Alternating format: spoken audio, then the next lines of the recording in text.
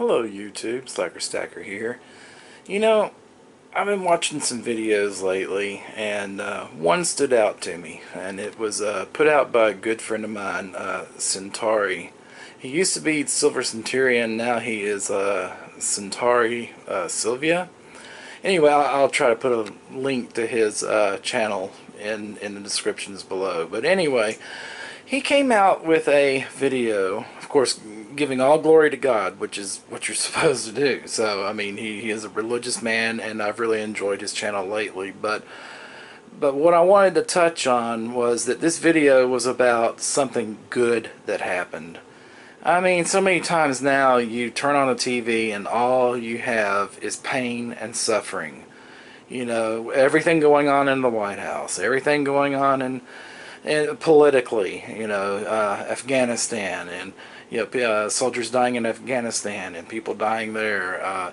COVID, people dying of COVID and the complications, the Delta variant, the strife over the vaccine. I mean, just Antifa, BLM, all this destruction of cities and neighborhoods, and all this animosity among people and the races, and just all this is going on is just negative, negative, negative. And it was so good to turn on to Centauri's video and see something positive for a change.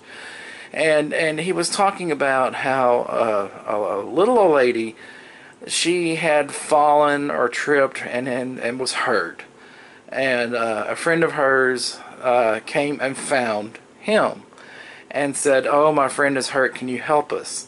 And so, without even a thought, the guy goes and runs and helps this lady the best he can, renders first aid, makes sure that they are patched up, cleaned up, and good to go home where they can get better care if needed.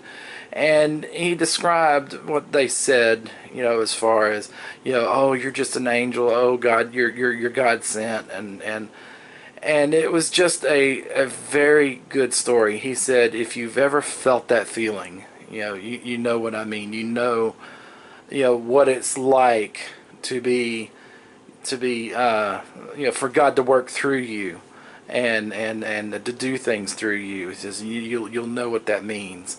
And I thought it was a very good story, and it needs. I want to issue a challenge out there. I mean, I doubt anybody will do it, but it's worth a try. My challenge to everybody is to come up with a story. One story where you've helped somebody, where you've done something unexpected and just, made somebody happy, helped somebody. Put some positivity out in the world. Let's hear about this stuff. And although I didn't really come to someone's rescue, it was quite the opposite. She came to mine. It developed a very special friendship, and I'd like to tell the story if you care to listen. You're probably all tuning out right now. Oh God, he's fixing to ramble on. What happened was, this is years and years and years ago, decades. I was working at a grocery store, and it was Christmas time, and I was, of course, when you work in a grocery store in your late teens, you don't get your Saturdays off and your holidays off like all the good jobs and stuff. No, I'm saying this was a poor job. Sorry about that. But anyway, I was coming home late one night, still lived at home, and I had a flat tire. Okay, well, I went to go put on my spare, and my spare was flat. Now, this is December 23rd. This is like 11:30, almost, no, actually, it was 3 to midnight, so this was probably about 12:30 in the morning. And I was like, oh, goodness, I got to walk all the way home. If my spare is flat, I have no way of repairing this right now. And there was a light on at a house that was just right there. And I thought, oh, Lord, if they'll just let me use the phone, I can call Mom and get one of my brothers to come out and get me. And, so I knocked on the door, and it was just this little old lady. And I thought, oh, as soon as I saw her, I thought, oh, there's just no way. But I explained my situation. I had a flat tire. My brothers could come get me, if I could just use the phone. And she was like, well, sure, come on in. Phone's right here. She led me in. She handed me the phone. I called. My brothers came and got me. I got to go home. Of course, next day, they helped me, go out and get the tire, get a new tire, put it on the car and everything. Well, as I left Christmas Eve, I got her a Christmas card and maybe just a little thing of candy or whatever. And I wrote her a thank you card and a Christmas card thanking her for, letting me in to use the phone. I couldn't believe that she did it. Not this, not with, you know, people, I could have been anybody. Could have robbed her blind, on Christmas, taken all her Christmas presents, beat the crap out of her just to get them and stuff. But, still, she let me in. So I left it on her door. And, again, it was 3 to midnight. I didn't want to bug her, so I just left the candy and I left the card at her door. I had Christmas Day off, and then I think I had to work the next day. But eventually, whenever I came home, Mother asked me, she said, do you know, and for security reasons, I'm going to just call her Miss Osborne. And she said, do you know Miss Osborne? And I'm like, no, I've never heard of that name before. And she was like, well, this woman called me and just told me how wonderful of a person you are, that you remembered her and that you gave her a Christmas card and the candy, and she was really appreciative. And I said, well, is that the one that let me in to call you? And she's like, yeah. I said, well, I'm appreciative of her. Well, this, little did I know, started a tradition. So, I did talk to her. I thanked her for her kind words and for letting me in. And she's like, well, I just knew you were, just from talking to you, I could see your car out on the street, and just by talking to you, I could tell you're a good kid, that you weren't going to try to hurt me or anything, and that's why I allowed it. Well, for years after that, every Christmas Eve, I would go, and I would get a present, and I would take it to Miss Osborne. And she obviously looked forward to it, because, I would open my door.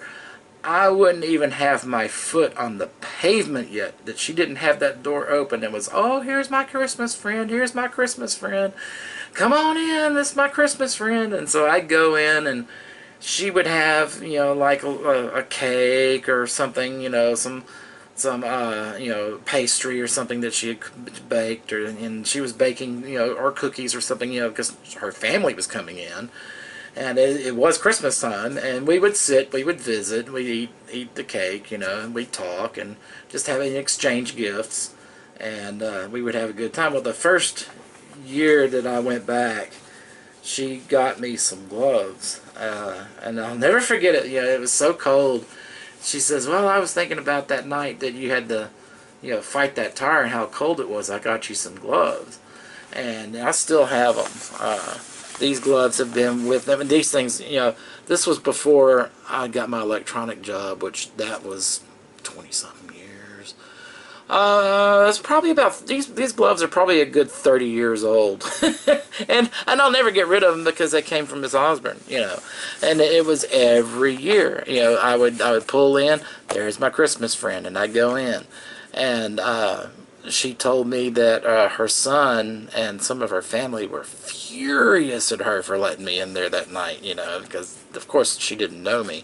But it worked out, and I met her son one year, and he told me, he was like, yeah, it's like, Mom's a pretty good judge of character, We were furious at her at first, but, you turned out good, so come on in, sit down, and so I visited with the family that year and got to meet them. Her son, at least 2 daughters, kids and all that. I can't remember all of them, but I remember the son very well, Gerald. I remember him clearly. And again, just year after year, this was our tradition. I was the Christmas friend, and Miss Osborne finally got up beyond the years that would allow her to live at home, and she went to she had to go to assisted living or to a nursing home, and we kind of lost contact there. And then one year, Miss Osborne, she had a pretty bad fall, broke her hip, and she she didn't survive that incident. She passed away, and it was terrible to hear that Miss Osborne had passed away. So, and I was just lucky to have heard about it. It was my mom. She had saw the obituary, and she was like, "Hey, you know, Miss Osborne passed away, and her service is like tonight." And I'm just like, "Oh no," you know. So I took a vacation day and I went to go see her. And all I wanted to do was just, you know, pop in, pay my respects. And I didn't want to bother anybody. They were in a time of mourning. I wanted to respect the family and just not really, not bother them. But I came in and I approached the casket. It was open casket, and I saw Miss Osborne. And sorry. But anyway, yeah, I kind of said my goodbyes, and one of the daughters, I guess this was somebody I had not met, and she said, "Hi, are you knew Mom?" I said, "Oh, so you're one of the sisters?" And she said, "Yes." And she said, "Who are you? And how did you know Mom?" I said, "Well, I told her my name." I said, "I'm the one that would visit every Christmas." "Oh, you're Mom's Christmas friend." And I just kind of laughed. I said, "Yes, I suppose so. I guess I am your mother's Christmas friend." And she, like, announced, today embarrassed me almost. You know, I was just like, I couldn't believe it. But she turned around and she was like, everybody, this is Mom's Christmas friend. Here's the Christmas friend right here." And Gerald turned around. He recognized me. He came, shaking my hand. "Hey, it's good to see you. Thank you for coming and paying your respects for Mom. Believe me, she knows you're here." And, that made me feel good because I hated to lose touch with Miss Osborne. But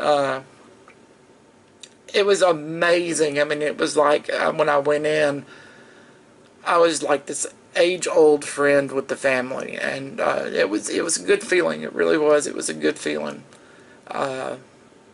But I wish all of them the best. And like I said, I just wanted to give some positive, stories out there instead of all the negative that we've been dealing with for the past months or so. I'm glad to tell that story. That's one I will never forget. It was, a special thing having a Christmas friend like her. And it wasn't just going to, every once in a while I'd pop in, check on her, we'd talk. Amazing lady. And an amazing family. So my challenge to you, if you should accept it, is to tell a positive story. Make a video. Let's get some positive stories out there that we can relax to, rather than all the horrible stuff that's going on right now. Let's have a chance to kind of unwind and hear some good things for a change. So anyway, guys, thanks for hanging out with me, and thanks for listening. Sorry it was such a long video, but I will talk to you soon, and take care, my friends.